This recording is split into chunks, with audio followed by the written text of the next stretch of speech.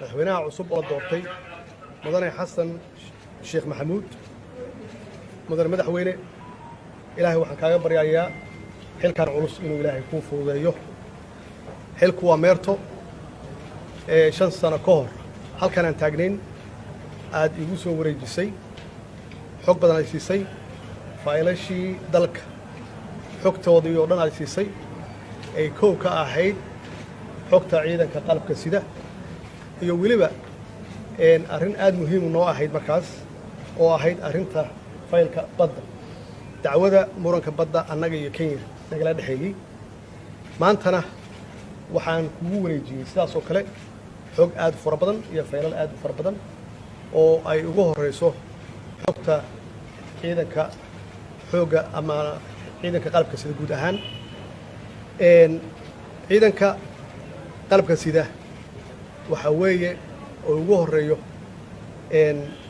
ciidanka xooga dalka Soomaaliyeed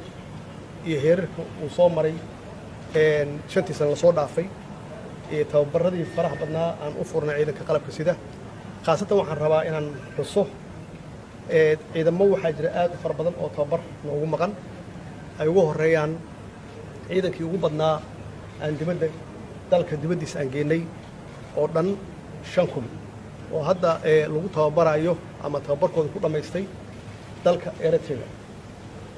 ciidankaasi tababarkoodu waxay dhamaysteen sanadkii la soo dhaafay dhexaadkiisii iyadoo la rabay in la keeno dib baan u dhignay sababtoo ah xaaladda siyaasadeed iyo doorashada aan ku jirnay inay saamayso madaxweyne ciidankaas waa ku diyaar waxaa loo tababaray ciidanka qaybahooda kala duwan marka ugu horeysa waxaan rajeynayaa ciidankaas inay soo noqdaan oo ay ka howlgalaan si ay dalkooda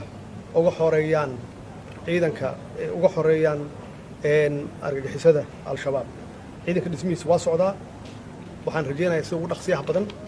in lagu soo afjaro dhibaatada ay ciidanka shabaab iyo argagixisada ee dalka ku hayaan waxaan kaloo aan kugu wareejiyey sida adigu aad ugu wareejisay 5 sano ka hor aan dib kugu wareejiyey in badqabka khayraadka dalka uu intact yahay sidii aan ugu imid aysan wax isbedel ah aysan ku dhicin arrinta badda murankeedii inay soo afjarantay ay soo dhamaatay sanadkii la soo dhaafay oo halkaas runtii aan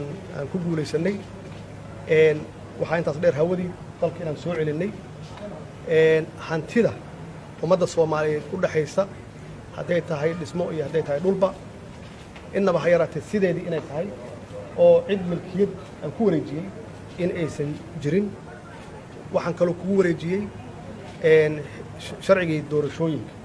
waan ognahay waxaan soo marnay doorasho dadban oo aad iyo aad u dhib badan annagoo haysanna sharci dhammaystiran oo maybe laga yaabo in wax yar laga bedelo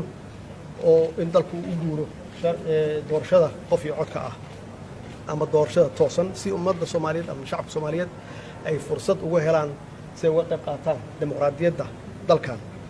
arrinta Somaliland waxay ahayd qadiyadda Somaliland waxay ahayd iyo arrinta Somaliland wax soo jiitamayay oo madaxweynihii ka horeeyay aad ka dhaxashay adigana aan ka dhaxlay iyadana u baahan dhamaystirka midnimada ummadda Soomaaliyeed waxaan kaloo aan kugu wareejiyey codsi aan u dirnay qaramada midoobay oo aan uga qayb galayno Security Council aan uga qayb galayno oo aan xareynay codsigaas 2018 doorashada aan u galayno 2024 si aan maxaan ku radaa u fariisano kursigaas 2025 taasna waxa weeye waa legacy ama dhaxal reeb aan uga tagay ummadda Soomaaliyeed macdama aan laga joogo 51 sano ka hor sidaan xorriyad u qaadanay aan noqonnay xubin ka mid ah hal mar kaliya waxaa kaloo aan kugu daray qaabka ugu wanaagsan oo lagu soo afjari karo cunaqabateynta hubkana saaran ama arms embargo iyada nafteeda ku jirta arrinta ID-da waa ka wada hadalnay oo dalkan hadduusan dadka aysan lahayn ID number aysan lahayn haddee waxa weeye security wax u dhibaysaa dhinac walbay dhibaato u tahay marka arrintaasna runtii meel fiican bay maraysaa oo waxaan rajeynayaa inaad dhammaystirto arrinta kale oo muhiimka ah oo aan kugu daray xogta aan ku siiyey faylashaan ku siiyey waxaa ka mid ah haddeen cafinta iyada naftigeeda oo adigu aad soo bilowday oo aad heshiiskaas 2016 adigu aad la gashay World Bank iyo IMF-ka annagana 4 marxalad aan ka soo gudbinay haddana ay harsan tahay marxaladii ugu dambeysay oo insha Allah hadday hawshan socoto waa hubaa inay soconayso aad wadayso dhamaystirkeeda uu yahay sanadka soo socda markaasna ay deen cafintii meesha ugu fiican ay tagayso oo dalka laga cafinayo deemaha nalagu leeyahay oo soo taxnayd ilaa maalintan xorriyadda qaadanay arrimahaas oo dhan waa dhaxal reeb ama leegaysa aan iraahdo waxaan rajeynayaa insha Allah in maxaan ku raahday Ilaahay ku fududeeyo shacabka Soomaaliyeed ama dadweynaha Soomaaliyeed waxaan rabaa inaan uga mahad celiyo shantii sano taageerada ay taageereen iyo sida dhow oo Soomaalinimada leh oo waqtinimada leh oo wadaniyada leh ay noola shaqeeyeen waxaan rabaa inaan la dardaarmo aan ku iraahdo inaad la shaqeysaan madaxweynaha cusub Xasan Sheekh Maxamuud aad la shaqeysaan doorashadii way dhamaatay hadda waxa la galayaa waqti shaqada uu hayo madaxweynahana wuxuu u qabanayaa ummadda Soomaaliyeed saas darteed inaan ku garab galno aan u midowno aan ku taageerno maxaa yeelay waxaan nahay dal ka soo kabanaya burbur aad u qoto dheer aad u faraweyn saas darteedna hal qof iyo laba qof waxba ma qaban karaan shacabka Soomaaliyeed ama ummadda Soomaaliyeed meel kasta ay joogaan inay garab ku siiyaan madaxweynuhu aniga ka ahaantayda waa ku garab taagnahay waxaan ka ballan qaadayaa inaan garab ku siiyo gacan ku siiyo heer walbaba insha Allahna waxaan ku rajaynaynaa inuu Ilaahay ku fududeeyo